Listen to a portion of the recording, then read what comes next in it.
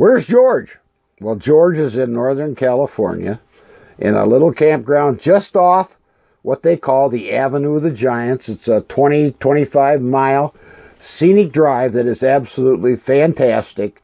And one of the things that's fantastic about it is that how small it makes you feel. Driving along in a motorhome that otherwise might think, 28, 30 feet, it makes you feel like you're driving a toy. These trees are huge. I can't say that enough. They're mammoth. And we're going to endeavor to try to show you just how big these trees really are. They're the largest growing thing on the face of the earth, and they are been growing in some of these groves for 1,500, 2,000 years. And they're just absolutely amazing. So we're going to show you the trees here in Humboldt State Park. We're going to show you the trees along the coast, and we're going to a place called the Lost Coast. I'm really looking forward to that too. So get back, sit back, relax, and where the next stop will be a huge redwood tree. Here we go.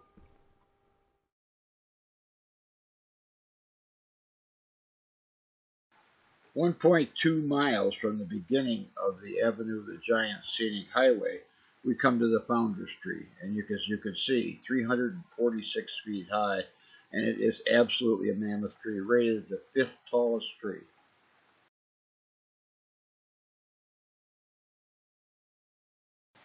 Here we have the Big Tree, also known as the Star Wars tree.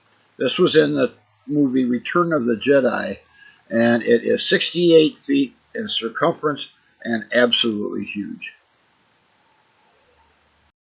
As you walk through these forests, you feel like you've got an umbrella that's 300 feet over your head, because these trees are so tall, and the tops getting together with the trees by its side leaves very little sun to come down through, so that any other vegetation does not grow. So you're walking on a very lush, soft carpet.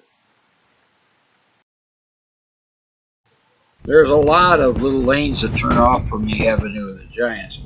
And you see on this particular one, I'm going on a single lane, and I'm videotaping as I'm driving my Saturn down through the trees there.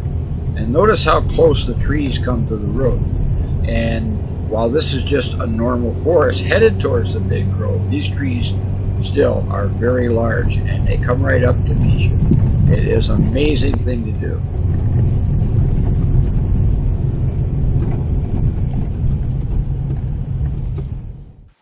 This neat little tunnel goes under Highway 101 and is part of the trail that I was hiking.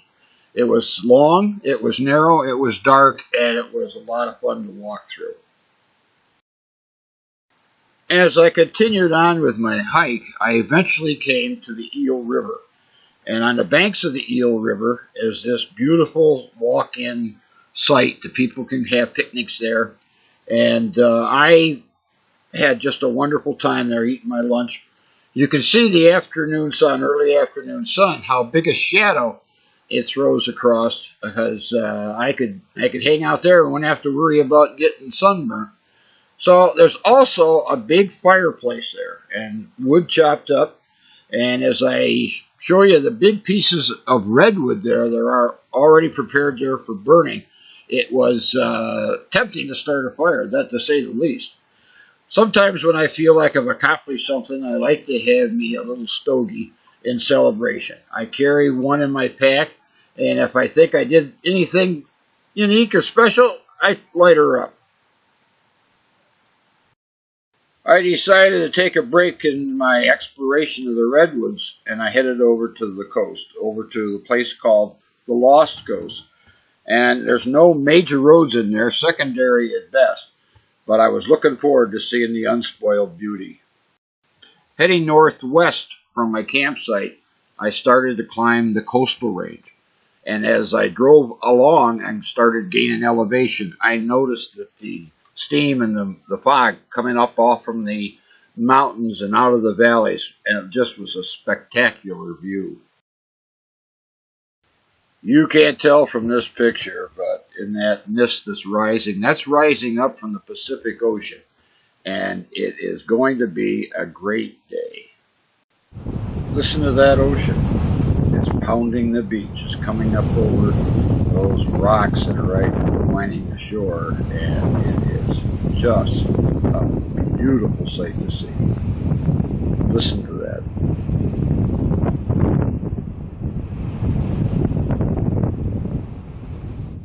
I don't know if that monolith has a proper name or not, but I call it the battleship because it reminds me of the old World War II battleships, and it really is huge.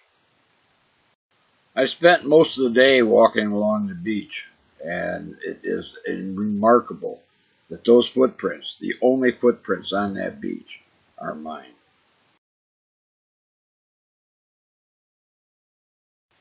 Dominating the beach is this huge monolith that rises up from the ocean.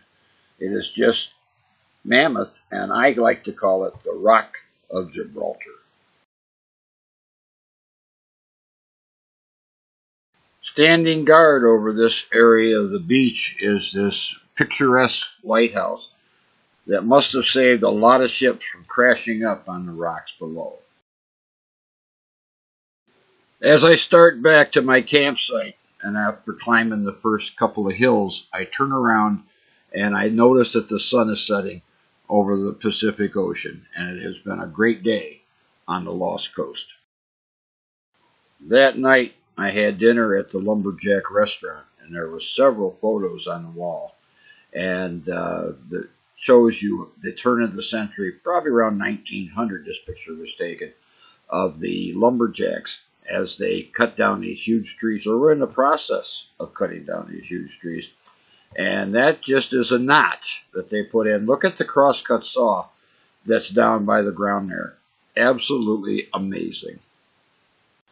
My last day in the redwoods, I decided to go to the drive-through tree, which is one of two that is still left. One having fell just a few days before I visited this tree. This is called the chandelier tree, and it's been there for many years, and you can drive a full-size car through it, and it is amazing to really realize that you can drive a car through a tree, and it's not every day you get to do that, but I did that, and it was really a special experience to be able to do that. Later on that afternoon, I took a hike, and I was walking along, and I noticed this stump with 2 or 3 trunks coming up out of it, and I call it the redwood that wouldn't die. Well, that's George's tour of the redwoods, and I hope you enjoyed it. We really enjoyed bringing it to you. So, until next time, remember, if you like what you see, give me a thumbs up. See ya!